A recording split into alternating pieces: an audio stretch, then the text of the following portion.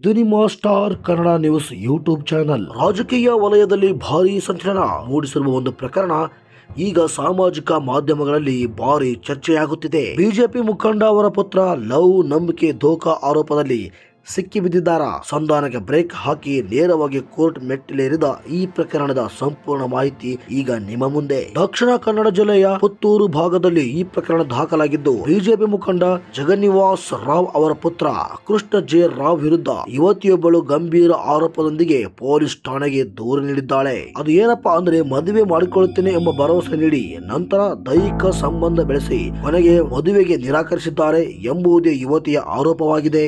ಈ ದೂರಿನ ಆಧಾರದ ಮೇಲೆ ಪುತ್ತೂರು ಮಹಿಳಾ ಪೊಲೀಸ್ ಠಾಣೆಯಲ್ಲಿ ಪ್ರಕರಣ ದಾಖಲಾಗಿದ್ದು, ಆರೋಪಿಯನ್ನು ಮೈಸೂರು ಭಾಗದಲ್ಲಿ ಪೊಲೀಸರು ಬಂಧಿಸಿದ್ದಾರೆ ಎಂಬ ವರದಿಗಳು ಈಗ ಸೋಷಿಯಲ್ ಮೀಡಿಯಾದಲ್ಲಿ ತುಂಬಾ ಕಾಣಿಸಿಕೊಳ್ತಾ ಇದೆ. ಬಂಧನದ ನಂತರ ಆರೋಪಿಯನ್ನು ವೈದ್ಯಕೀಯ ಪರೀಕ್ಷೆಗೆ ಒಳಪಡಿಸಿ ನಂತರ ನ್ಯಾಯಾಲಯಕ್ಕೆ ಹಾಜರುಪಡಿಸಲಾಗಿದೆ ಎನ್ನಲಾಗಿದೆ. ಮೊದಲ ಹಂತದಲ್ಲಿ ಸಂಧಾನ ಪ್ರಯತ್ನ ನಡೆದಿತ್ತು ಎಂಬ ಮಾತು ಕೇಳಿ ಬಂದಿತ್ತು. ಯುವತಿ ಮತ್ತು ಅವರ ಕುಟುಂಬ ಇದೀಗ ಸ್ಪಷ್ಟವಾಗಿ ಸಂಧಾನ ಬೇಡ, ಕಾನೂನು ಹೋರಾಟವೇ ಬೇಕು ಎಂದು ತೀರ್ಮಾನಿಸಿ ಇದೀಗ ನ್ಯಾಯಾಲಯದ ಮೊರೆ ಹೋಗಿದ್ದಾರೆ. ಈ ಪ್ರಕರಣದ ಬೆಳವಣಿಗೆ ಬಂದ ಬೆನ್ನಲ್ಲೇ ಸಾಮಾಜಿಕ ಜಾಲತಾಣಗಳಲ್ಲಿ ಭಾರಿ ಚರ್ಚೆ ಶುರುವಾಗಿದೆ. ಕೆಲವರು ಆರೋಪಿಗಳಿಗೆ ಕಠಿಣ ಶಿಕ್ಷೆ ಆಗಬೇಕು ಎಂದು ಒತ್ತಾಯಿಸಿದರೆ, ಇನ್ನು ಕೆಲವರು ತನಿಖೆ ಪೂರ್ಣಗೊಳ್ಳುವವರೆಗೂ ಯಾವುದೇ ತೀರ್ಪು ನೀಡಬಾರದು ಎಂದು ಅಭಿಪ್ರಾಯ ವ್ಯಕ್ತಪಡಿಸುತ್ತಿದ್ದಾರೆ. ಆದರೆ ಇಲ್ಲಿ ಒಂದು ವಿಷಯವನ್ನು ಸ್ಪಷ್ಟವಾಗಿ ಹೇಳಬೇಕು.